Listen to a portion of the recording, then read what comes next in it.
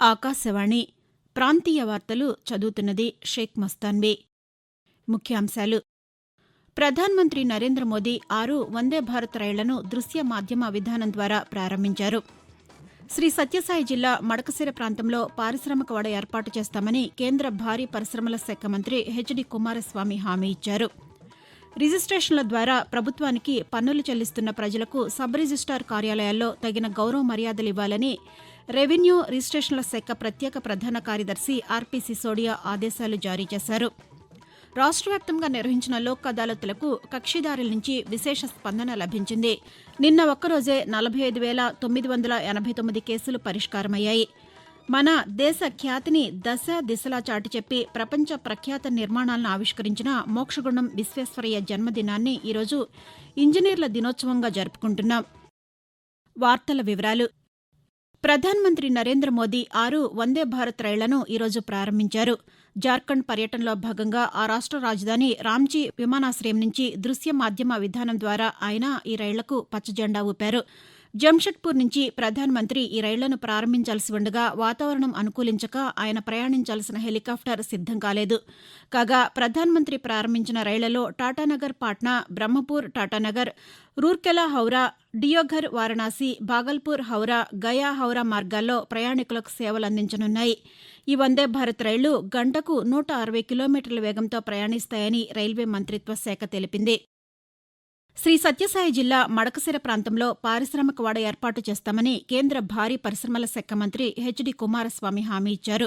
మడకశిర శాసనసభ్యులు ఎంఎస్ రాజు, శాసనమండలి మాజీ సభ్యులు గుండుమల తిప్పేస్వామి నిన్న బెంగళూరులో కేంద్ర మంత్రిని కలిశారు. ఈ సందర్భంగా కుమారస్వామి మాట్లాడుతూ ఆంధ్రప్రదేశ్, కర్ణాటక సరిహద్దుల్లోని వెనుకబడిన సిరా, మధుగిరి, హిరియరు, పావగడ, మడకశిర ప్రజలకు అనుకూలంగా ఉండేలా పారిశామిక వాడ ఏర్పాటు చేస్తామని చెప్పారు. సరిహద్దు ప్రాంతాల్లో పరిశ్రమలు ఏర్పడితే ఉపాధి, ఉద్యోగాలు మెరుగుపడతాయని అన్నారు. ముఖ్యమంత్రి ఎన్ చంద్రబాబు నాయుడు విశాఖ ఉక్కు పరిశ్రమ పునరుద్దరణకు ప్రయత్నిస్తున్నారని కేంద్ర మంత్రి వెల్లడించారు. గొర్రెలు, మేకల పెంపకందారులను రాష్ట్ర ప్రభుత్వం అన్ని విధాలా ఆదుకుంటుందని రాష్ట్ర గృహ నిర్మాణ, సమాచార, పౌర సంబంధాల శాఖ మంత్రి కొలుసు పార్థసారథి తెలిపారు. ఏలూరు జిల్లా నూజివీడు డివిజన్ ముసునూరు మండలం గోగులంపాడు గ్రామంలో పశుసంవర్ధక శాఖ ఆధ్వర్యంలో ఈరోజు ఉచిత పశు వైద్య శిబిరం ఏర్పాటు చేశారు. ఈ శిబిరంలో గొర్రెలకు, మేకలకు నట్టల మందు పంపిణీతో పాటు పలు రకాల జీవాల ఆరోగ్యం కోసం మందులను రైతులకు మంత్రి అందజేశారు. సబ్ రిజిస్టార్ కార్యాలయాలు ఇక నుంచి ప్రజలతో స్నేహపూర్వకంగా ఉండేలా రాష్ట్ర ప్రభుత్వం చర్యలు చేపట్టింది. సబ్ రిజిస్టార్లు కూర్చునే కుర్చీ ఎత్తు తగ్గించడమే కాకుండా వారి ముందుండే పోడియంను తీసివేయాలని ఆదేశాలు జారీ చేసింది. రిజిస్ట్రేషన్ల కోసం వచ్చిన ప్రజలు వారికంటే ఎత్తులో ఉన్న సబ్ రిజిస్టార్ పోడియం ముందు నిలబడి రిజిస్ట్రేషన్ ప్రక్రియ పూర్తి చేసుకునే విధానం అమర్యాదకరంగా ఉందని, ప్రజలకు ప్రభుత్వానికి మధ్య అంతరం పెంచేలా ఉందని రెవెన్యూ రిజిస్ట్రేషన్ల శాఖ ప్రత్యేక ప్రధాన కార్యదర్శి ఆర్పీ సిసోడియా అభిప్రాయపడ్డారు. రిజిస్ట్రేషన్ల ద్వారా ప్రభుత్వానికి పన్నులు కడుతున్న ప్రజలకు సబ్ రిజిస్టార్ కార్యాలయాల్లో తగిన గౌరవ మర్యాదలివ్వాలని పేర్కొంటూ నిన్న ఆయన ఒక మెమో జారీ చేశారు. రాష్ట్ర వ్యాప్తంగా నిర్వహించిన లోక్ అదాలత్లకు విశేష స్పందన లభించింది. నిన్న ఒక్కరోజే 45,989 కేసులు పరిష్కారమయ్యాయి. రాజీ ద్వారా మొత్తం 64,72 లక్షల రూపాయలను పరిహారంగా అందజేశారు. జాతీయ న్యాయ సేవాధికార సంస్థ ఆదేశాల మేరకు హైకోర్టు ప్రధాన న్యాయమూర్తి జస్టిస్ ధీరజ్ సింగ్ ఠాగూర్, ఆంధ్రప్రదేశ్ న్యాయ సేవాధికార సంస్థ కార్యనిర్వాహక అధ్యక్షులు జస్టిస్ జి నరేందర్, హైకోర్టు న్యాయ సేవల కమిటీ అధ్యక్షులు జస్టిస్ రవినాథ్ తిలహరి మార్గనిర్దేశంలో రాష్ట్ర వ్యాప్తంగా ఉన్న న్యాయస్థానాల్లో 377 లోక్ అదాలత్ల బెంచ్లు నిర్వహించారు. ఇరు వర్గాల ఆమోదంతో రాజీకి అవకాశమున్న కేసులను పరిష్కరించారు. మరొకవైపు రాష్ట్ర వ్యాప్తంగా న్యాయ సేవాధికార సంఘం ఆధ్వర్యంలో హైకోర్టు ప్రాంగణంలో నిర్వహించిన లోక్ అదాలత్లో న్యాయమూర్తులు జస్టిస్ తర్లాడ రాజశేఖరరావు, జస్టిస్ ఊటుకూరు శ్రీనివాస్ పాల్గొన్నారు. పెండింగ్లో ఉన్న 175 కేసులు పరిష్కరించి 2,90,00,000 పరిహారం అందజేశారు. ఆధార్ వివరాలను ఉచితంగా నవీకరించుకునేందుకు కేంద్ర ప్రభుత్వం గడువు పొడిగించింది. గతంలో ఇచ్చిన గడువు నిన్నటితో ముగియడంతో మరో 3 నెలలు పెంచుతున్నామని భారత విశిష్ట గుర్తింపు ప్రాధికార సంస్థ యుఐడిఐ పేర్కొంది. ఈ అవకాశం ఈ ఏడాది డిసెంబర్ 14వ తేదీ వరకు ఉంటుందని తెలిపింది. యుఐడిఐ నిబంధనల ప్రకారం ప్రతి 10 ఏళ్లకొకసారి ఆధార్కు సంబంధించిన వివరాలను నవీకరించుకోవాల్సి ఉంటుంది. మై ఆధార్ పోర్టల్ ద్వారా మాత్రమే పేరు, పుట్టిన తేదీ, చిరునామా వంటి మార్పులు, చేర్పులు ఉచితంగా చేసుకోవచ్చు. ఆకాశవాణి ప్రాంతీయ వార్తలు వింటున్నారు. దేశంలో దృశ్య మాధ్యమ ప్రసార శకానికి నాంది పలికిన దూరదర్శన్ ప్రారంభమై నేటికి 65 సంవత్సరాలు పూర్తయ్యాయి.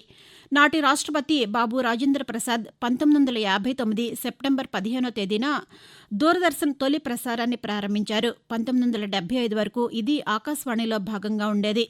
1976 ఏప్రిల్ 1వ తేదీన సమాచార ప్రసార మంత్రిత్వ శాఖలో ప్రత్యేక శాఖగా రూపాంతరం చెందింది. ఆ తరువాత ప్రసార భారతి కిందకు వచ్చింది. ప్రసార భారతిలోని 2 విభాగాల్లో స్వయం ప్రతిపత్తి కలిగిన ప్రజాసేవల ప్రసార సంస్థల్లో దూరదర్శన్ ఒకటి. స్టూడియోలు, ట్రాన్స్మిటర్ల విస్తారమైన నెట్వర్క్తో దేశంలోనే అతిపెద్ద ప్రసార సంస్థగా కొనసాగుతోంది. ప్రస్తుతం దూరదర్శన్ 24 గంటల పాటు ప్రసారాలను అందించే 35 ఉపగ్రహ ఛానళ్లను నిర్వహిస్తోంది. వీటిలో 6 జాతీయ ఛానళ్లు, 22 ప్రాంతీయ ఛానల్స్ ఉన్నాయి. పరిమిత వనరులు, పూర్తిస్థాయి సాంకేతిక పరిజ్ఞానం అందుబాటులో లేనప్పటికీ రామాయణం, మహాభారతం, హమ్లాగ్, బునియాద్, మాల్గుడి డేస్, ఉడాన్ వంటి ప్రసారాలతో దూరదర్శన్ దేశ ప్రజల మన్నన పొందింది. ఈరోజు ఇంజనీర్ల దినోత్సవం. ఇంజనీరుగా మన దేశ ఖ్యాతిని దశ దిశలా చాటి చెప్పి ప్రపంచ ప్రఖ్యాత నిర్మాణాలను ఆవిష్కరించిన మోక్షగుండం విశ్వేశ్వరయ్య జన్మదినాన్ని ఇంజనీర్ల దినోత్సవంగా జరుపుకుంటున్నాం.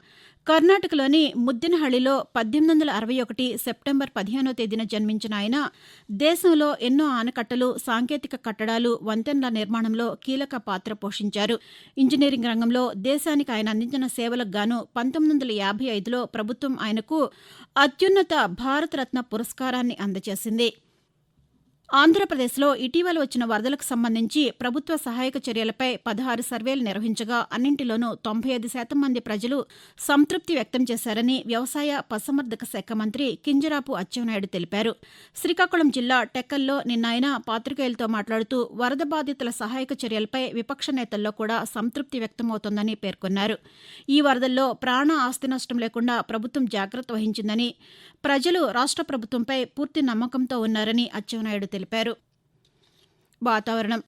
రాష్ట్రంలోని ప్రస్తుత వాతావరణ పరిస్థితులను అమరావతిలోని భారత వాతావరణ కేంద్రం అధికారి జి. లక్ష్మి కొద్దిసేపటి క్రితం ఆకాశవాణి విజయవాడ కేంద్ర ప్రాంతీయ వార్తా విభాగానికి తెలియజేస్తూ, ఆంధ్రప్రదేశ్ మరియు యానాముల్లో దిగువ ట్రోపా ఆవరణంలో పశ్చిమ వాయువ్య దిశగా గాలులు వీస్తున్నాయి. రాబోవు 2 రోజులకు వాతావరణ సూచనలు. ఉత్తర కోస్తా ఆంధ్రప్రదేశ్ మరియు యానాము మరియు దక్షిణ కోస్తా ఆంధ్రప్రదేశ్ ఈ రోజు మరియు రేపు తేలికపాటి నుంచి ఒక మోస్తరు వర్షము 1 లేదా 2 చోట్ల కురిసే అవకాశం ఉన్నది. బలమైన ఉపరితల గాలులు గంటకు 30 నుంచి 40 కిలోమీటర్ల వేగంతో వీచే అవకాశం ఉన్నది. రాయలసీమ ఈ రోజు మరియు రేపు పొడి వాతావరణం ఏర్పడే అవకాశం ఉన్నది. బలమైన ఉపరితల గాలులు గంటకు 30 నుంచి 40 కిలోమీటర్ల వేగంతో వీచే అవకాశం ఉన్నది. స్వచ్ఛ భారత్ దినోత్సవం సందర్భంగా ఈ నెల 17వ తేదీ నుంచి అక్టోబర్ 2వ తేదీ వరకు స్వచ్ఛతా హీ సేవ 2024 కార్యక్రమం నిర్వహిస్తామని Swachhandhra corporation managing director Gandham Chandrudu తెలిపారు. దీనిలో భాగంగా రాష్ట్ర వ్యాప్తంగా పరిశుభ్రతకు సంబంధించిన కార్యకలాపాలు నిర్వహిస్తామని వెల్లడించారు. విజయవాడలో రాష్ట్ర స్థాయి భాగస్వామ్య సంస్థలతో నిన్న సన్నాహక సమావేశం నిర్వహించారు. స్వభావ స్వచ్ఛత, సంస్కార స్వచ్ఛత ఇతివృత్తంతో ఈ కార్యక్రమం నిర్వహిస్తున్నామని గంధం చంద్రుడు వివరించారు. ఉత్తరాంధ్ర సహా పొరుగు రాష్ట్రాల నుంచి వచ్చే ప్రతి ఒక్కరికి మధుర స్మృతులు మిగిల్చేలా విజయనగరం ఉత్సవాలు, పైడితల్లి అమ్మవారి సిరిమాన సంబరం నిర్వహించాలని రాష్ట్ర సూక్ష్మ, చిన్న, మధ్యతరహా పరిశ్రమల శాఖ మంత్రి కొండపల్లి శ్రీనివాస్ విజయనగరం జిల్లా అధికారులను ఆదేశించారు. ప్రాంతీయ వార్తలు ముగించే ముందు ముఖ్యాంశాలు మరొకసారి. ప్రధానమంత్రి నరేంద్ర మోదీ 6 వందే భారత్ రైళ్లను దృశ్య మాధ్యమ విధానం ద్వారా ప్రారంభించారు. శ్రీ సత్యసాయి జిల్లా మడకశిర ప్రాంతంలో పారిశ్రామిక వాడ ఏర్పాటు చేస్తామని కేంద్ర భారీ పరిశ్రమల శాఖ మంత్రి హెచ్డి కుమారస్వామి హామీ ఇచ్చారు. రిజిస్ట్రేషన్ల ద్వారా ప్రభుత్వానికి పన్నులు చెల్లిస్తున్న ప్రజలకు సబ్ రిజిస్టార్ కార్యాలయాల్లో తగిన గౌరవ మర్యాదలు ఇవ్వాలని రెవెన్యూ రిజిస్ట్రేషన్ల శాఖ ప్రత్యేక ప్రధాన కార్యదర్శి ఆర్పి సిసోడియా ఆదేశాలు జారీ చేశారు. రాష్ట్ర వ్యాప్తంగా నిర్వహించిన లోక్ అదాలత్లకు కక్షిదారుల నుంచి విశేష స్పందన లభించింది. నిన్న ఒక్కరోజే 45,989 కేసులు పరిష్కారమయ్యాయి.